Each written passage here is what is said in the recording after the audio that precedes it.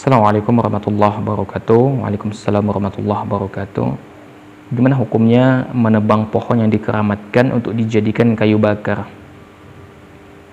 Naam. Satu poin teman-teman sekalian yang penting untuk kita lakukan, bahwa dakwah itu harus dipikirkan matang-matang. Harus dilihat kondisinya.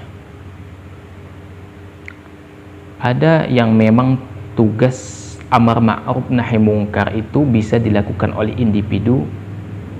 Ada amar ma'ruf nahi mungkar yang hanya bisa dilakukan oleh pemerintah Islam. Terkait dengan menebang pohon keramat, maka pengingkaran itu bagus, ya, pengingkaran itu bagus. Namun ini caranya keliru. Yang berhak menebang pohon keramat itu, yang berhak memberangus kesyirikan yang berkaitan dengan masalah umum ini, ya, adalah tugasnya pemerintah Islam. Ya, tugasnya pemerintah Islam. Tugas antum hanya mendakwahi orang yang datang ke pohon keramat itu, bukan menebang pohon keramat. Mendakwahi, na'am, tugas bersama. Tapi terkait dengan mencegah kemungkaran dengan tangan, itu tugasnya, ya, pemerintah Islam.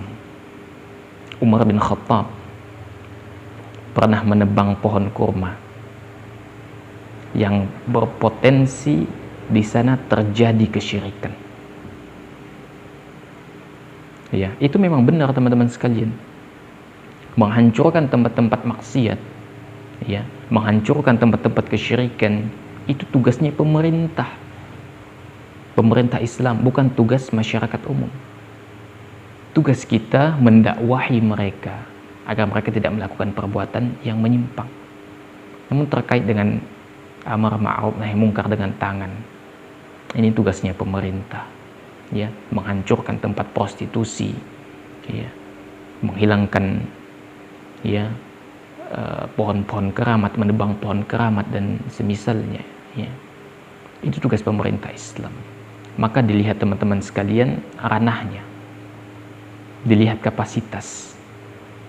Kalau antum pemimpin, seorang pemimpin, maka antum berpeluang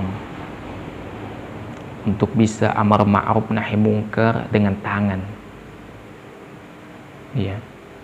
Kita ini masyarakat umum ini bisanya menggunakan lisan, ya, mengingkari dengan hati. Tapi terkait dengan dakwah menggunakan tangan, ya, misalnya tadi, ya, menghancurkan tempat prostitusi, atau misalnya ada orang mencuri dan memang, ya, dalam syariat ini bisa dijatuhi hukuman potong tangan. Yang memotong tangan itu kan tugasnya pemerintah Islam, tugas, ya, hakim, bukan tugasnya masyarakat secara umum. Kalau antum yang memotong tangannya, antum yang bisa dikenakan, ya, hukuman. Misalnya di Indonesia, misalnya ada yang merampok, ada yang mencuri, kemudian antum potong tangannya karena menganggap bahwa ini sudah bisa dipotong, ya, antum yang bakal dipenjara gitu. Maka dilihat kapasitas. Terkait dengan menebang pohon keramat, maka ini tugasnya pemerintah Islam, ya, untuk memberangusnya, ataupun mendakwahi mereka agar mereka menjauhi berbagai macam kesyirikan. Ini tugas kita bersama. Ya, jadi dilihat kapasitasnya, ya, nggak bisa sembarangan, ya. Wallahu a'lam bishawab. Dan juga itu sesuai juga teman-teman sekalian yang sekarang memang viral, ya, ada orang yang menumpahkan sesajen, ya, yang dipersembahkan kepada gunung, ya, yang, maka ini keliru. Cara dakwah seperti ini keliru. Yang benar itu datangi orangnya, datangi pelakunya, dakwahi. Kalau seperti ini kan, ini akan menjadi sebuah kegaduhan yang akan menyebabkan orang semakin jauh dari sunnah, ya. Maka dilihat, ya, kapasitasnya, dilihat tata caranya, ya, dan kita menyesuaikan kapasitasnya gitu, ya. Jika memang bisa menggunakan tangan, ya, dilihat kapasitas antum apa gitu. Ya, dilihat teman-teman sekalian. Ya. Jadi kalau antum datang tebang gitu, ini akan menyebabkan kegaduhan di masyarakat gitu.